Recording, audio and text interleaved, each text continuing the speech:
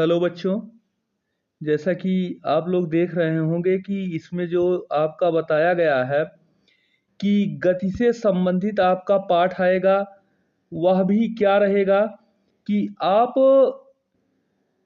प्रश्नों का उत्तर, जैसे बल तथा गति के नियम, इसका पूछा गया है तो आप आंसर बता सकते हैं कि इसमें क्या होगा। तो आइए बहुत देरी ना करते हुए अपने प्रश्न को हम शुरुआत करते हैं। जैसे किसी बाह्य बल के अभाव में कोई वस्तु एक समान वेग से गति करती है, तो पहला ऑप्शन आपका कहता है कि संवेग संरक्षण के कारण, दूसरा नियम कहता है जड़त्व के कारण, तीसरा आपका ऑप्शन होगा दोनों उत्तर सही हैं, और डी ऑप्शन आपका कहता है दोनों उत्तर आपके गलत हैं। इसमें से जो आपका आंसर सही होगा वह आपका पहला आंसर बिल्कुल सही नहीं, आपका सी ऑप्शन सही होगा, दोनों उत्तर सही हैं। तो पहला ऑप्शन, पहला प्रश्न का सी ऑप्शन आपका बिल्कुल सही है। तो आगे बढ़ते हैं दूसरे प्रश्न पे। पूछता है कि निम्न में कौन संवेग का सही सूत्र है। तो आइए बताते हैं कि संवेग का कौन सा सही सूत्र है। पहला ऑप्शन P बराबर एम भी, दूसरा ऑप्शन एम बराबर पी भी, सी ऑप्शन V बराबर पी एम, और डी ऑप्शन P बराबर एम यू स्क्वायर। तो आपका ऑप्शन जो सही होता है वह ए ऑप्शन आपका बिल्कुल सही होता है। तो आगे प्रश्न में पढ़ते हैं। डी ऑप्शन कहता है कि घर्षण हमारे लिए है। तो घर्षण हमारे लिए क्या है आपको बताना है। पहला ऑप्शन आपके लिए आता है कि लाभदायक है, दूसरा ऑप्शन हानिकारक है, तीसरा ऑप्शन दोनों है, और चौथा ऑप्शन जो आपका आता है इनमें से कोई नहीं। तो तीसरे में आपका जो आंसर सही होगा वह सी ऑप्शन आपका बिल्कुल सही होगा, दोनों लाभदायक भी होगा और हानिकारक भी होगा। अगला प्रश्न हम बढ़ते हैं, देखते हैं कि कार्य करने की क्षमता आती है। कार्य करने की क्षमता आती है किसमें। पहला ऑप्शन है आपका भोजन से, दूसरा ऑप्शन है आपका ऊर्जा से, तीसरा ऑप्शन है आपका शक्ति से, और चौथा ऑप्शन आपका डी कहता है ये सभी। तो चार का आपका जो आंसर सही होगा वह बी ऑप्शन आपका बिल्कुल सही होगा। तो बी पे आप टिक लगा लीजिए। अगला प्रश्न कहता है कि घर्षण कम किया जा सकता है। पहला ऑप्शन आपका आता है स्नेहक के उपयोग से, दूसरा ऑप्शन है पॉलिश करके, तीसरा ऑप्शन है बॉल बियरिंग का उपयोग करके, और डी ऑप्शन कहता है इन सभी से। तो आपका 5 का जो आंसर सही होगा वह डी ऑप्शन आपका बिल्कुल सही होगा। तो डी ऑप्शन पे आप टिक लगा लीजिएगा कि इनमें से सभी। अगला प्रश्न कहता है अच्छा कि किसी वस्तु पर बल आरोपित होने पर, पहला ऑप्शन है उसका कि उसकी गति बदल सकती है, बी ऑप्शन है उसकी गति की दिशा बदल सकती है, सी ऑप्शन है उसका आकार बदल सकता है, और डी ऑप्शन कहता है उपर्युक्त में से कोई भी। तो जो छा का आपका आंसर सही होगा वह डी ऑप्शन आपका बिल्कुल सही होगा। तो 6 का आपका ऑप्शन डी सही होगा। 7 नंबर प्रश्न कहता है कि बल का मात्रक है।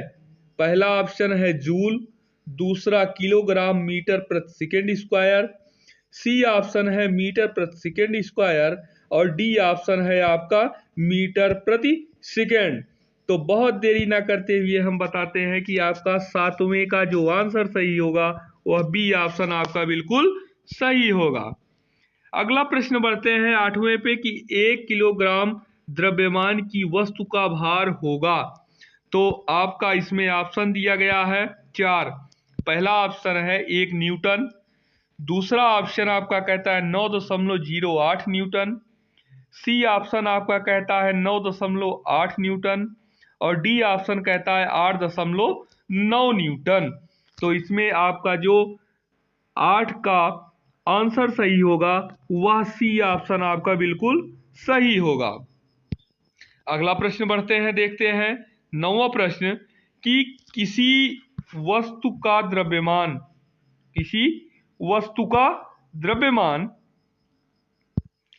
यम, वेग भी व त्वरण ए और लगने वाला बल यफ है तो पहला ऑप्शन है ए बराबर यफ अपान यम, दूसरा ऑप्शन है यफ बराबर M into we, D option है यफ इंटू यम बराबर ए, सी ऑप्शन आपका ए इंटू यफ बराबर यम।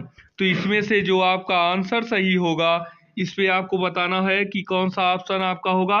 तो 9 का जो ऑप्शन सही होगा वह ए ऑप्शन आपका बिल्कुल सही होगा। अगले प्रश्न की तरफ बढ़ते हैं और देखते हैं कि अगला प्रश्न क्या कहता है।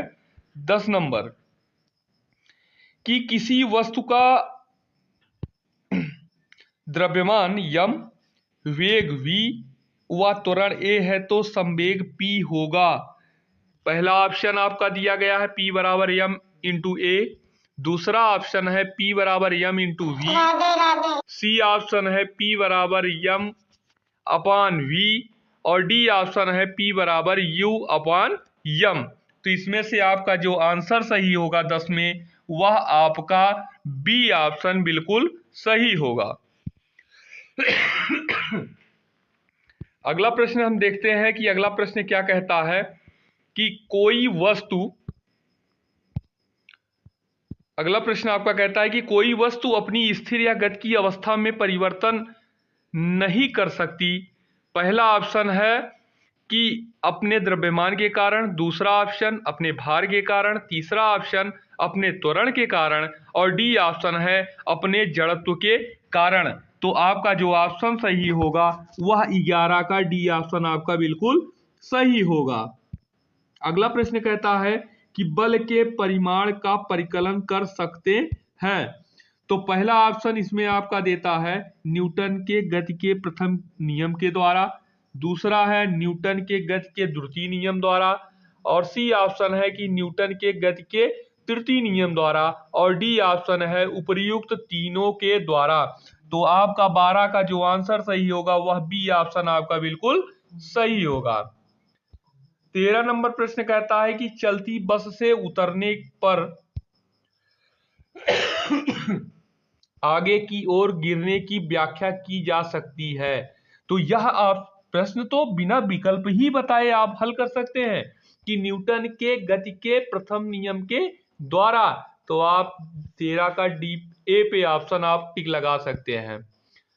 14 नंबर प्रश्न कहता है कि रॉकेट का सिद्धांत किस पर आधारित है। तो रॉकेट का सिद्धांत जो है वह किस पर आधारित है, तो ये आपको बताना है। बहुत ही सिंपल प्रश्न है, आपका न्यूटन के गति के तृतीय नियम पर आधारित है। आप इस पे टिक लगा सकते हैं बहुत अच्छे से।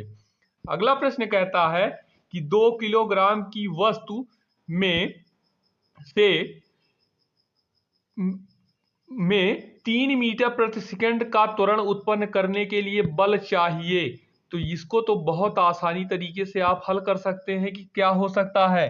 तो आपका 15 का जो ऑप्शन सही होगा वह 6 होगा, 6 न्यूटन, 2 इंटू 3 6। अगला प्रश्न कहता है कि किसी वस्तु में संवेग परिवर्तन की दर बराबर होती है, किसके बराबर होती है। तो यह जो होती है पहला ऑप्शन है ऊर्जा के, दूसरा ऑप्शन है बल के, तीसरा ऑप्शन है त्वरण के और चौथा ऑप्शन आपका कहता है आवेग के। तो आपका 16 का जो आंसर सही होगा वह आपका बी ऑप्शन बिल्कुल सही होगा। तो आप बी पे टिक लगा लीजिएगा। अगला प्रश्न कहता है कि यदि पिंड का द्रव्यमान ए का द्रव्यमान पिंड बी के द्रव्यमान से दोगुना हो और दोनों पर समान बल लगाया जाए तो पहला ऑप्शन है दोनों में समान त्वरण उत्पन्न होगा, बी ऑप्शन है पिंड ए में पिंड बी से दुगना त्वरण होगा, सी ऑप्शन है पिंड बी में पिंड ए से दुगना त्वरण उत्पन्न होगा। और डी ऑप्शन कहता है कि उपर्युक्त सभी